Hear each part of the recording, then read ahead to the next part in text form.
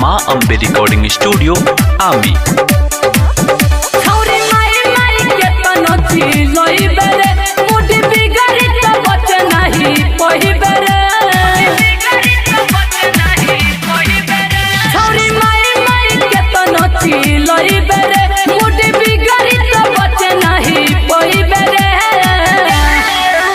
भले सिंह जी से अखिया रही बेरे बाकी जादो जी के लइका के लही बेरे।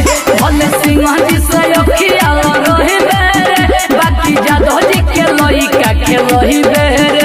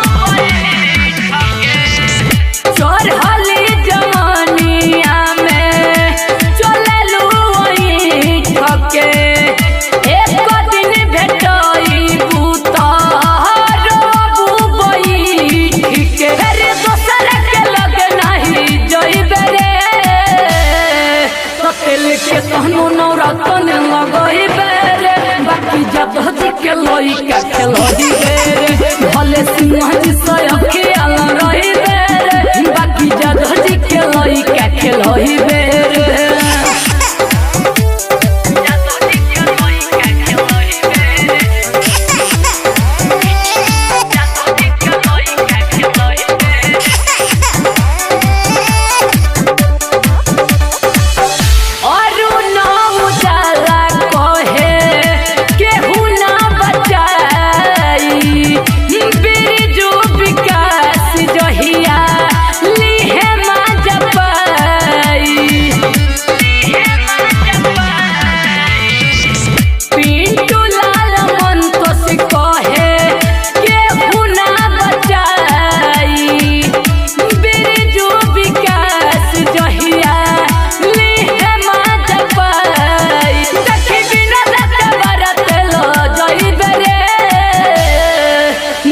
सिंह जी से केतन बतई बेरे बाकी जादो जी के लइका के लही बेरे।